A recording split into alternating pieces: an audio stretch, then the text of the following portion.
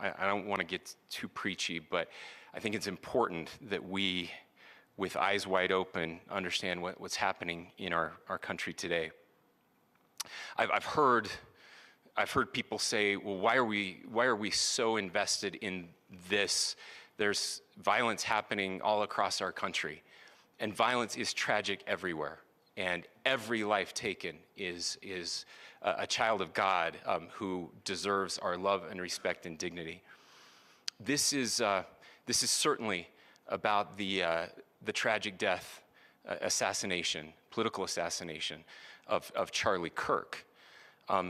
But it is also much bigger than an attack on an individual. It is an attack on all of us. It is an attack on the American experiment. It is an attack on our ideals. This cuts to the very foundation of who we are, of who we have been, and who we could be in better times. Political violence is different than any other type of violence for lots of different reasons. One, because in the very act that Charlie championed of expression, that freedom of expression that is enshrined in our founding documents, in having his life taken in that very act, makes it more difficult for people to feel like they can share their ideas, that they can speak freely. We will never be able to solve all the other problems, including the violence problems that people are worried about, if we can't have a clash of ideas safely and securely. Especially those ideas with which you disagree. That's why this matters so much. Over the last 48 hours, I have been as angry as I have ever been, as sad as I have ever been. And it was, as anger pushed me to the brink, it was actually Charlie's words that pulled me back. I'd like to share some of those. And specifically right now, if I could, I need to talk to the young people in our state, in my state, and all across the country. As President Trump reminded me, he said, you know who really loved Charlie? The youths. And he's right.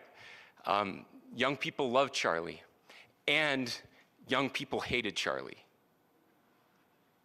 And Charlie went into those places anyway.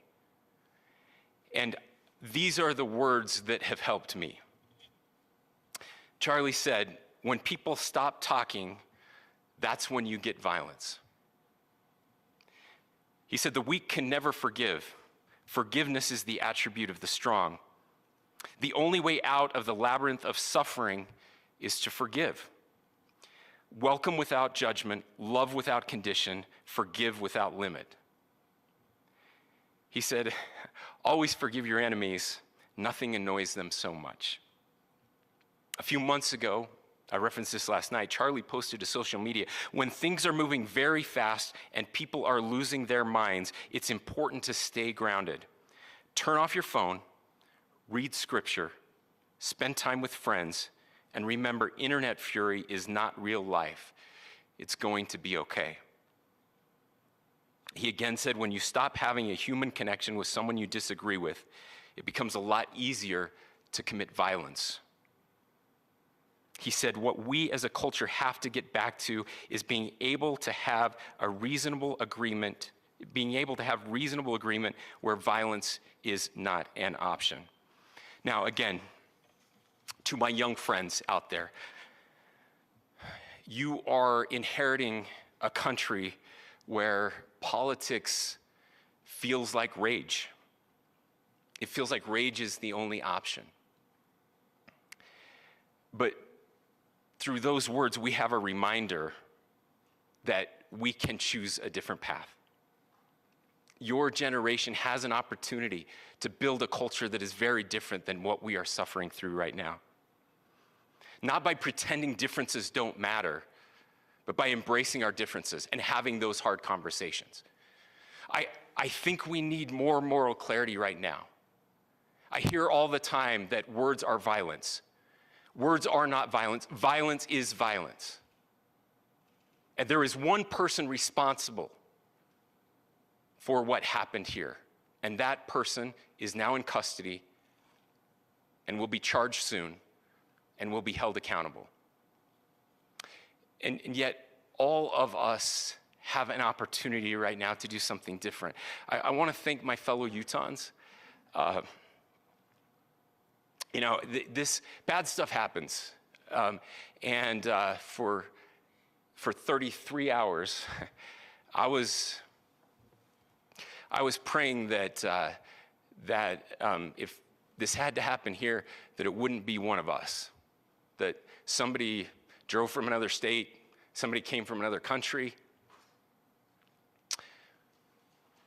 Sadly, that prayer was not answered the way I had hoped for, just because I thought it would make it easier on us if we could just say, hey, we don't do that here. And indeed, Utah is a special place. We lead the nation in charitable giving. We lead the nation in service every year. But it did happen here. And it was one of us. But I want you to look at how Utahns reacted the last 2 nights. There was no rioting. There was no looting. There were no cars set on fire. There was no violence. There were vigils and prayers and people coming together to share the humanity. And that, ladies and gentlemen, I believe is the answer to this. We can return violence with violence. We can return hate with hate. And that's the problem with political violence, is it metastasizes, because we can always point the finger at the other side. And at some point, we have to find an off-ramp, or it's going to get much, much worse. But see, these are choices that we can make. History will dictate if this is a turning point for our country. But every single one of us gets to choose right now if this is a turning point for us. We get to make decisions. We have our agency. And I desperately call on every American, Republican, Democrat, liberal, progressive, conservative, MAGA, all of us to please, please, please follow what Charlie taught me. I'll just conclude with words I share often from a friend and author, Yuval Levin, who was asked if he was optimistic about our country. And he said, I'm not optimistic. He said, I hate optimism. Like, that sounds bad. But he said, optimism is a vice. It's this idea that good things are just going to happen. And he said, in the history of the world, good things have never just happened. He says, I'm not optimistic, but I am hopeful. And hope is the virtue that sits between the vices of optimism and pessimism. Hope is the idea that good things are going to happen because we can make them so. I still believe in our country. And I know Charlie Kirk believed in our country. I still believe that there is more good among us than evil. And I still believe that we can change the course of history. I'm hopeful because Americans can make it so. Ladies and gentlemen, we're happy to answer any questions you might have. Governor, can you please speak to whether the suspect is speaking with authorities and his demeanor, Tyler Robinson, when he turned himself in? I cannot speak to that right now. Governor, how do you interpret the engravings on Casey? Well, I will leave that up to you to interpret what those engravings mean. I think the clearest one that says "catch fascist," there's not, and by the way, that's like catch like a ball, catch this. I think that speaks for itself. Governor, you indicated that he had been communicating. Please. Talk about this level of hatred that this person expressed. Beyond that, is there anything in your view that you discovered that may have radicalized or changed There's nothing more that we can share at this time. Governor, Yeah, you please. indicated that he had been communicating with a friend on Discord about the gun. Do you anticipate any more arrests? We do not at this time have any information that would lead to any additional arrests. Do you believe he acted alone? Yes, but the investigation is ongoing. How he came into custody of police and where he is right now, Mr. Robinson? Yes, so right now, Mr. Robinson has been booked into the Utah County Jail.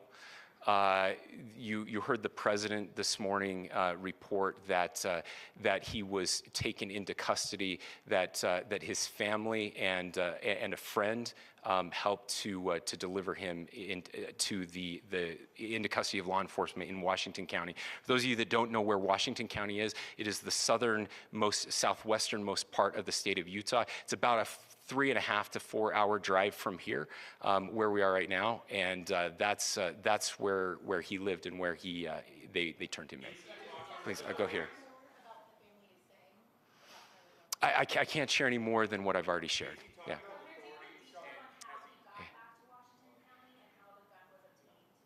So how we obtained the gun was found here. So I don't have much more details on that.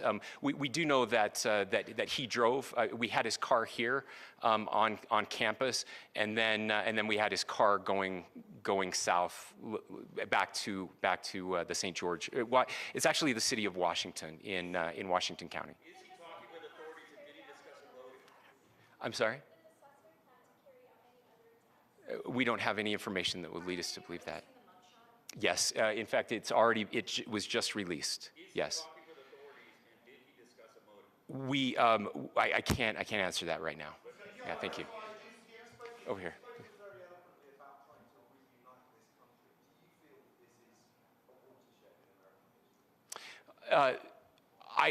I absolutely believe that this is a watershed in American history, yes.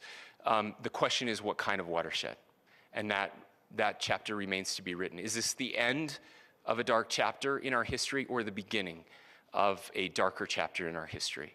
Look, I mean, if you look at true political assassinations in this country of someone of this stature, this feels a lot like the late 60s.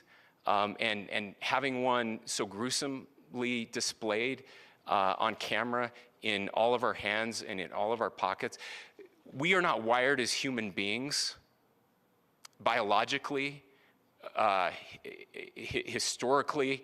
We have not evolved in a way that we are capable of processing those types of violent imagery. And by the way, we've seen another one with a gruesome stabbing very recently that went viral. This is not good for us. It is not good to consume. Social media is a cancer on our society right now. And I would encourage people to log off, turn off, touch grass, hug a family member, go out and do good in your community. That is happening, and it's happening organically right now. I had a friend in a small city in Utah who said, we're getting together, the Republicans and Democrats in my little town are getting together to have a discussion last night, just to find a way to find their better angels. So yes, this could be, I mean, again, you have to go back to JFK to have seen a video live of something like this happening. I wasn't born until 1975, but I know that things were really dark in the late 60s. Sorry to some of you. I know some of you were there. This is our moment. Do we escalate or do we find an off-ramp? And again, it's a choice. It's a choice, and every one of us gets to make that choice.